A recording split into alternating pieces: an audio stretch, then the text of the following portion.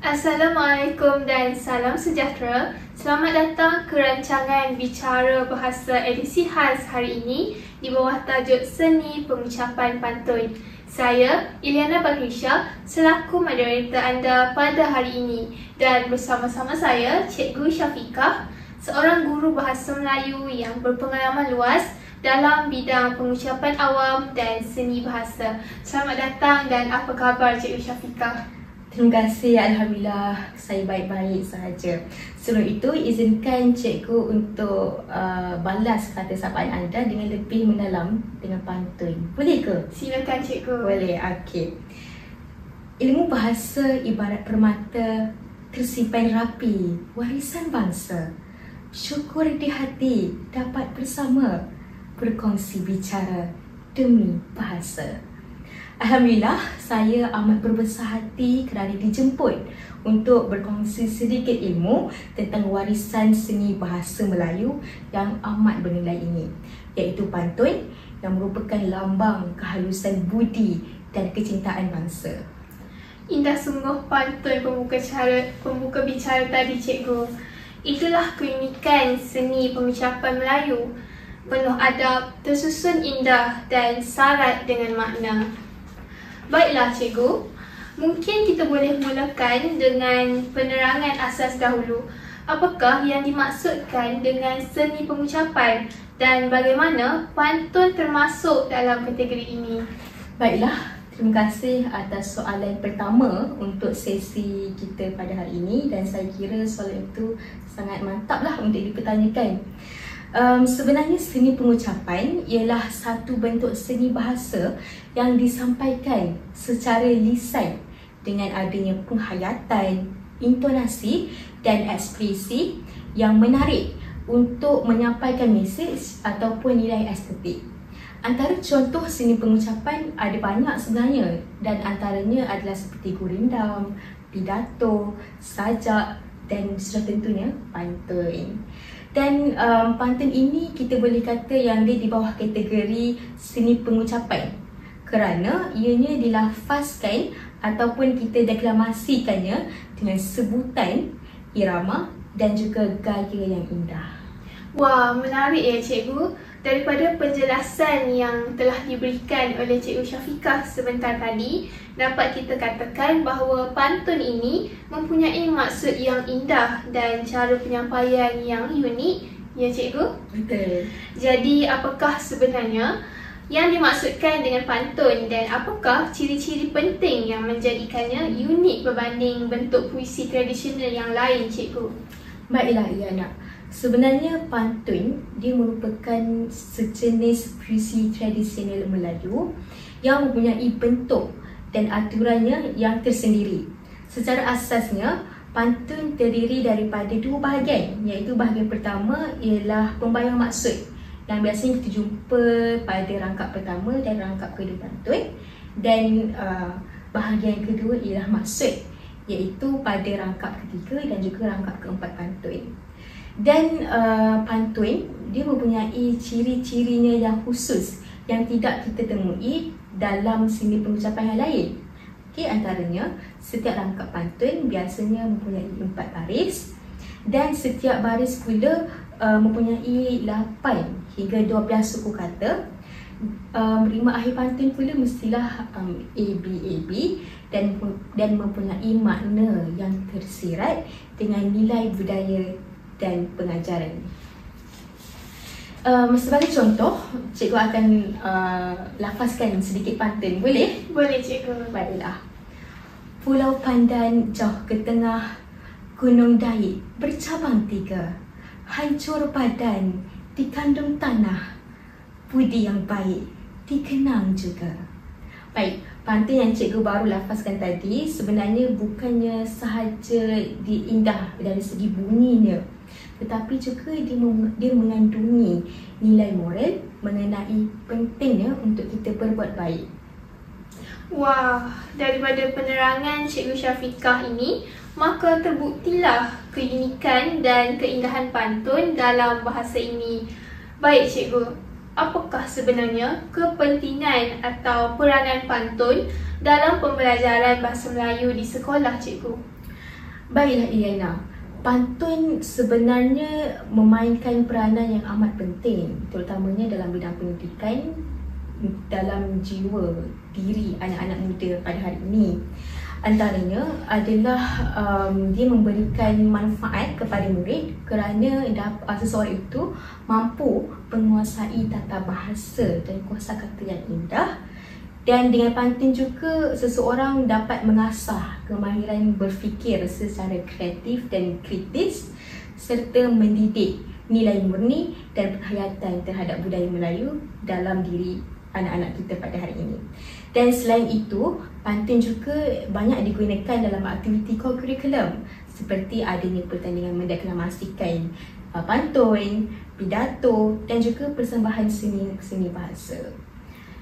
Baiklah, untuk memberi gambaran yang lebih jelas, kita akan saksikan sebentar video pendek yang menunjukkan aktiviti pengajaran dan pembelajaran pantun di bilik darjah, di mana guru menggunakan kaedah interaktif untuk menarik minat murid. Mari kita tonton. Pantun merupakan warisan puisi tradisional Melayu yang penuh keindahan bahasa dan syarat dengan nilai kehidupan. Ia bukan sekadar susunan kata berirama, tetapi cerminan budi dan kebijaksanaan masyarakat Melayu sejak turun-temurun.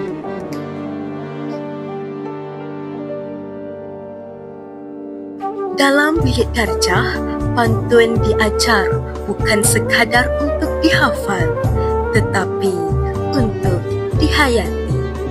Melalui pembelajaran pantun, murid dapat mengenal irama bahasa, memupuk kreativiti dan memahami nilai-nilai murni yang tersirat.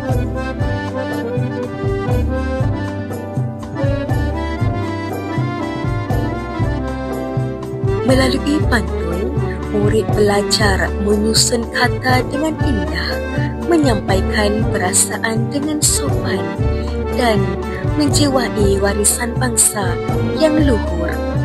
Pantun bukan sekadar puisi, ia adalah seni pengucapan yang membentuk kehalusan jiwa. Marilah kita bersama-sama memartabatkan seni pengucapan pantun agar warisan ini terus hidup dalam generasi akan datang.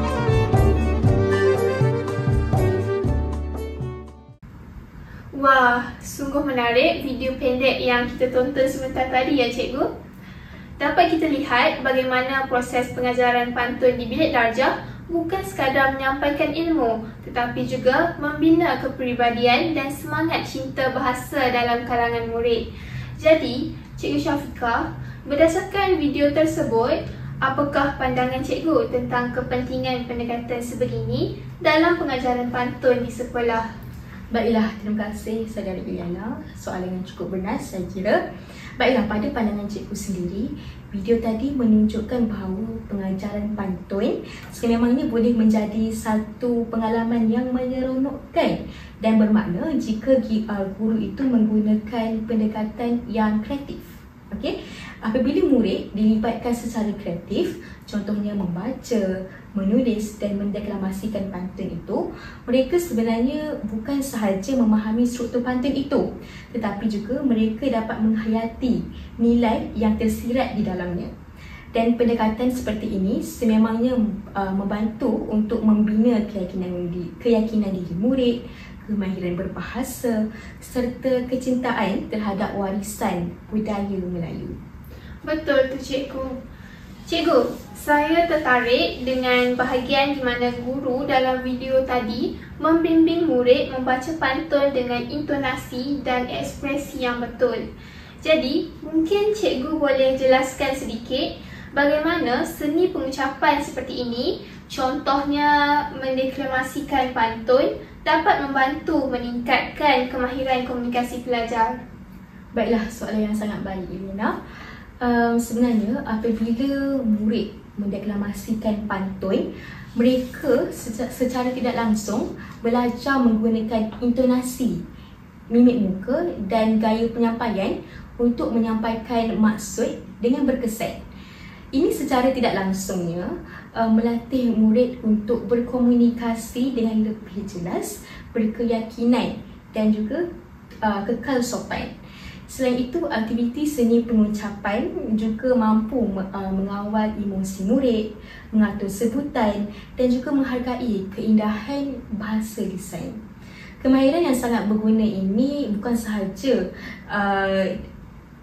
memberikan impak yang positif dalam pelajaran anak-anak muda pada hari ini, tetapi juga memberikan kesan yang baik dalam kehidupan seharian. Menarik sungguh ya cikgu. Melalui aktiviti sebegini, kita dapat lihat bahawa pantun bukan sekadar karya sastera tetapi juga alat pembentukan sahsiah dan budi bahasa pelajar. Cikgu, jika saya boleh bertanyakan sedikit soalan, apakah sebenarnya cabaran yang dihadapi oleh cikgu sendiri dalam usaha untuk memartabatkan seni pantun pada masa kini?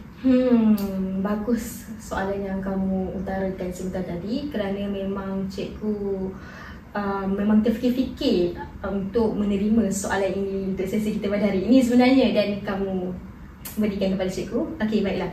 Sebenarnya cabaran yang dihadapi dalam usaha untuk memartabatkan seni pantun pada masa kini ialah yang utamanya adalah pengaruh media sosial dan juga bahasa rojak yang menyebabkan generasi muda pada hari ini kurang berminat dengan puisi tradisional.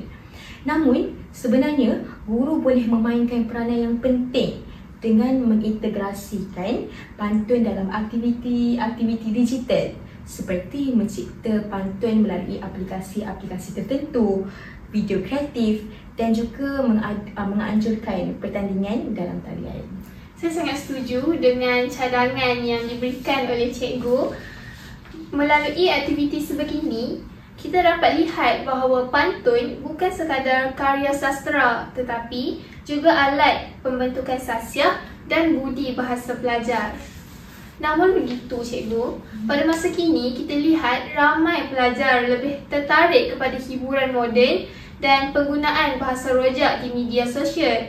Jadi, apakah cabaran utama yang cikgu hadapi dalam mengajar pantun kepada generasi muda dan bagaimana cikgu mengatasinya?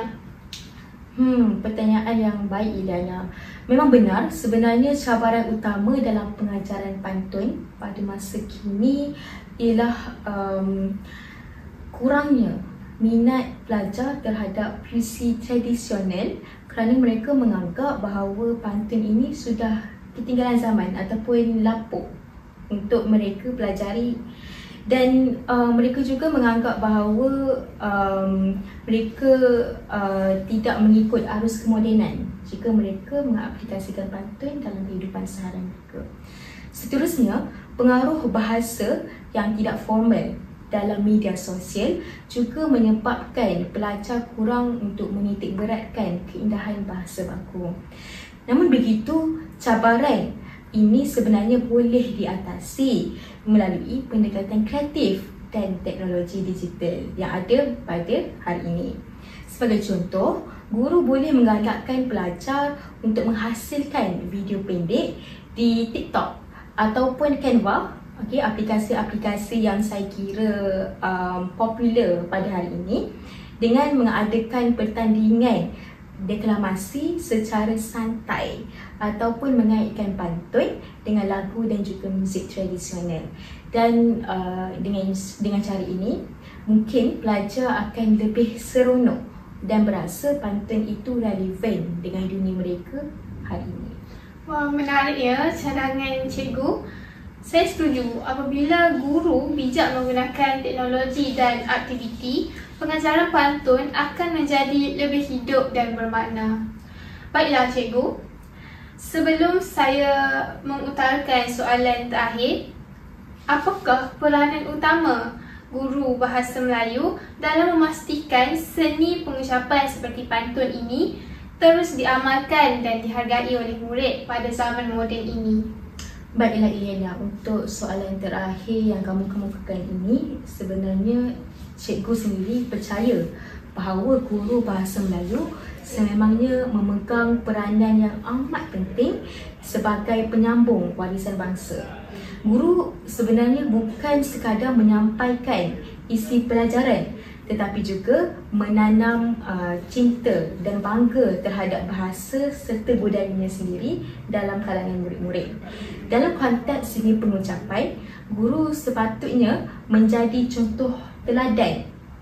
Contohnya, mereka seharusnya berani untuk berucap di hadapan khalayak ramai, menggunakan bahasa yang indah dalam berkata-kata serta menunjukkan minat yang mendalam terhadap puisi tradisional.